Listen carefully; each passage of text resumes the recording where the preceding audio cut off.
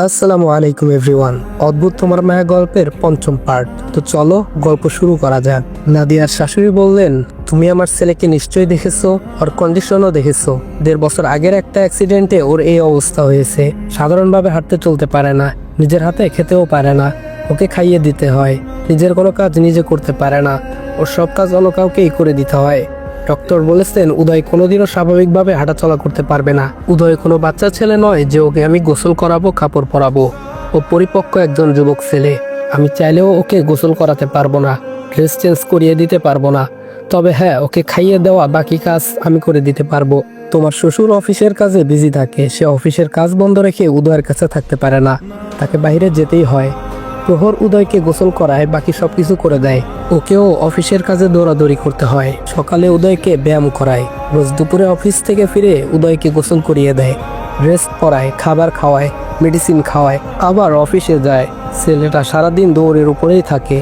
উদয়ের দেখাশোনা করার জন্য একজন ছেলেকে রাখা হয়েছিল। সেদিনই সে ছেলেকে বাড়ি থেকে বিদায় করেছে উদয়। প্রহর আর আমাকে ছাড়া কাউকে ওর কাছে ঘেঁষতে দেয় না। এভাবে আর কত চলবে? উদয়ের বিয়ের বয়স হয়েছে। বিয়ের বয়স আরো কয়েক বছর আগেই হয়েছে, তবে উদয়ের জেদের কারণে বিয়ে করানো সম্ভব হয়ে ওঠেনি। অবশেষে কাল বিয়ে করেছে। আজ থেকে আমার উদয়ের সব দায়িত্ব তোমার। আজ থেকে তুমি ওকে দেখে রাখবে। নাদিয়ার শাশুড়ির মুখের দিকে তাকায়। নাদিয়া বুঝতে পারে ওকে বউ করে নয়, মূলত উদয়ের সব কাজ করার জন্য কাজের মেয়ে করে নিয়ে এসেছে। তবুও নাদিয়ার কোনো আফসোস নেই, খুশি মনেই মেনে নেয় নিজের নিয়তি। আল্লাহ তাআলা যা করেন নিশ্চয়ই ভালোর জন্যই করেন। সময় গড়ায়, উদয়ের ঘুম ভাঙ্গে। আড়মোড়া দিয়ে উঠে বসে কোনো রকমে বেড হাতে ফোন হাতে নেয়। পাওয়ার বাটন চেপে স্ক্রিনে তাকায়। 12টা 25 বেজে গেছে। রুমের আশেপাশে নজর বুলায়, ফোন আনলক করে প্রহরের নাম্বার ডায়াল করে। বড় ভাইয়ের কল পেতেই নিজের রুম থেকে বেরিয়ে ভাইয়ের রুমে আসে। পর্দা সরিয়ে দিতে সূর্যের আলোয় ঝলমলিয়ে ওঠে পুরো রুম। সাদা থাই গ্লাস খুলে দেয়, বাইরের ঠান্ডা বাতাস প্রবেশ করে রুমের ভেতর। উদয় বেড থেকে 2 পা নামিয়ে দেয়, পাশ থেকে স্টিকটা বাম হাতে নেয়। প্রহর এগিয়ে এসে উদয়কে ধরে ওয়াশরুমে নিয়ে যায়। ওকে ভেতরে রেখে রুমে এসে ট্রাউজার, টি শার্ট, টাওয়েল নিয়ে দাঁড়িয়ে থাকে। কিছুক্ষণ পর উদয়ের ডাক শুনে ভেতরে প্রবেশ করে, ধরে চেয়ারে বসায়, গায়ে টি শার্ট খুলে দেয়, ব্রাশে পেস্ট লাগিয়ে উদয়ের হাতে দেয়। গোসল শেষে ড্রেস চেঞ্জ করিয়ে রুমে নিয়ে আসে। আবার নিজেই বেড গুছিয়ে দেয়, রুম ঝাড়ু দেয়। উদয়ের ভেজা ড্রেস ধুয়ে ছাদে চলে যায় শুকোতে দেওয়ার জন্য। উদয় বিষণ্ণ হয়ে তাকিয়ে থাকে ফ্লোরের দিকে। জীবনটা কি থেকে কি হয়ে গেল? 1.5 বছর আগের জীবনটা কেমন ছিল আর আজ কেমন হয়ে গেছে? 1.5 বছর ধরে বেডে পড়ে আছে। অন্যের কাজ করবে তো দূরে থাক, নিজেরটাও করতে পারে না। অন্যের সাহায্য ছাড়া ওয়াশরুমে পর্যন্ত যেতে পারে না। এভাবে কতকাল বেঁচে থাকবে? নিজের এই অক্ষম অবস্থা কুরে কুরে খায়। ডক্টর বলেছেন কোনোদিন স্বাভাবিক হয়ে হাঁটতে চলতে পারবে না। যতদিন বেঁচে থাকবে ততদিন এভাবেই বেঁচে থাকতে হবে। যদিও ডাক্তার বলেছেন এর থেকে একটু সুস্থ হওয়ার সম্ভাবনা আছে এখনো। ডান হাত পা পুরোপুরি ঠিক না হলেও কিছুটা ঠিক হবে, তবে সেটা কতটুকু বলা যায় না। মাঝে মধ্যে ইচ্ছে করে এই অবস্থা থেকে মুক্তি পেতে, বাড়ির সবাইকে মুক্তি দিয়ে চিরদিনের জন্য চলে যেতে। চেষ্টাও করেছিল, তবে সফল হয়নি। এই জীবন নিয়ে হাঁপিয়ে উঠেছে, বিতৃষ্ণা চলে এসেছে, ভালো লাগে না কিছু। রুমে কারো উপস্থিতি টের পেয়ে ডোরের দিকে তাকায়। খাবার হাতে নাদিয়া এগিয়ে আসছে। নাদিয়াকে দেখে চল শক্ত হয়, চোখ মুখে কাঠিন্য ভাব ফুটে ওঠে। রেগে তাকিয়ে থাকে নাদিয়ার মুখের দিকে। এখন অবধি বইয়ের মুখ দেখেনি, দেখতে ইচ্ছেও করেনি। নাদিয়া খাবারের ট্রে সেন্টার টেবিলের উপর রাখে, পানির খালি জগটা নিয়ে রুম থেকে বেরিয়ে যায়। কিছু সময় পর পানি ভর্তি জগ নিয়ে ফিরে আসে। উদয় এখনো আগের মতোই বসে আছে। নাদিয়া প্লেটে খাবার বেড়ে নেয়। এই খাবার এখন উদয়কে খাইয়ে দিতে হবে। কেমন যেন লাগছে। এর আগে কখনো কোনো মানুষকে খাইয়ে দিতে হয়নি। পুরুষ মানুষ তো দূরের কথা, মেয়ে মানুষকেও খাইয়ে দেয়নি। এখন একজন পুরুষ মানুষকে কিভাবে খাইয়ে দেবে? যতই হাজবেন্ড হোক, মাত্র কয়েক ঘন্টার পরিচয়, তার মধ্যে আবার দুজনের মাঝে কোনো কথাও হয়নি। নাদিয়ার অস্বস্তি লাগছিল। যেমনই লাগুক খাইয়ে দিতেই হবে। আজ থেকে উদয়ের সব দায়িত্ব ওর ঘাড়ে ট্রান্সফার হয়ে গেছে। প্লেট হাতে নিয়ে সোজা হয়ে দাঁড়ায়, এগিয়ে যায় উদয়ের সামনে।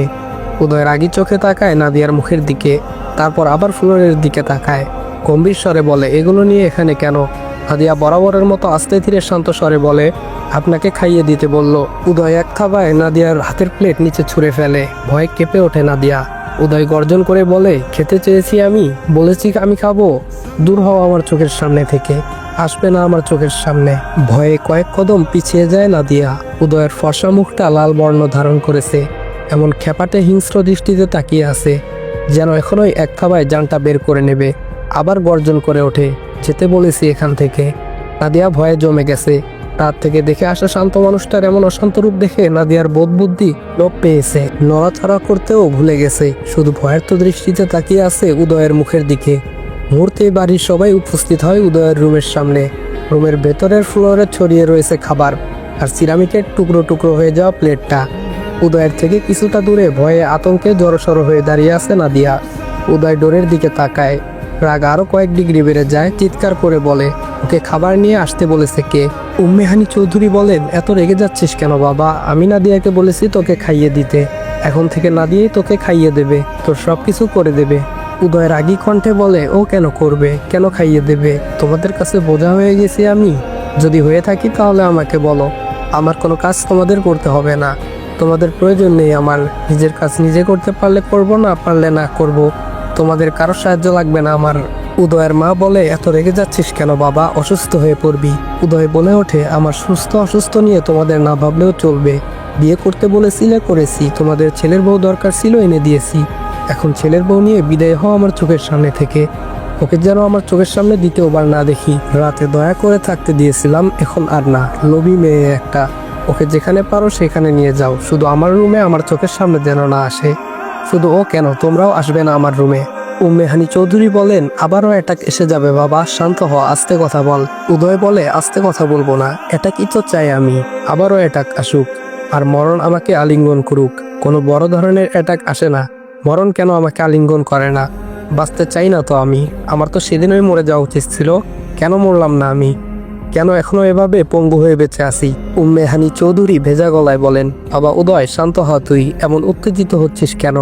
ডক্টর তোকে উত্তেজিত হতে নিষেধ করেছে। ফ্লোরের দিকে তাকিয়ে চিৎকার করে উঠে বলে, বের হও আমার রুম থেকে, কেউ আসবে না আমার চোখের সামনে। ভয় কয়েকজন বেরিয়ে চলে যায়। উম্মেহানি চৌধুরী, প্রহর আর উদয়ের ফুফি দাঁড়িয়ে থাকে। নাদিয়া শক্ত হয়ে দাঁড়িয়ে আছে। উম্মেহানি চৌধুরী নাদিয়ার দিকে তাকায়, মুখটা মলিন হয়ে গেছে, চোখ দুটো টলমল করছে, ঠোঁট দুটো তীর তীর করে কাঁপছে। উদয় আবার চিৎকার করে ওঠে, get out of my room and out of my sight. তিনজন রুম থেকে বেরিয়ে যায়। নাদিয়া তখনও আগের মতোই দাঁড়িয়ে আছে, তাকিয়ে আছে ফ্লোরের দিকে। উদয় দাঁতে দাঁত চেপে বলে, রুম থেকে বের হওয়ার জন্য তোমাকে আলাদা করে ইনভাইট করতে হবে নাকি? নাদিয়া চোখ তুলে উদয়ের মুখের দিকে তাকায়, খেপাটে হিংস্র দৃষ্টিতে তাকিয়ে আছে ওর দিকে। নাদিয়া কোনো কথা না বলে ঝাড়ু আর বেলচা নিয়ে ফ্লোরের খাবার আর প্লেটগুলো পরিষ্কার করতে থাকে।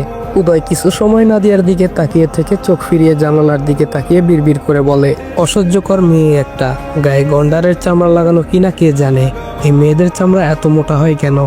আসসালামু আলাইকুম এভরিওয়ান। অদ্ভুত তোমার মায়া গল্পের 5ম পার্ট এখানেই শেষ করলাম। যদিও গল্পটা আরেকটু বড় করতে চেয়েছিলাম, তবে অসুস্থতার কারণে হয়ে ওঠেনি।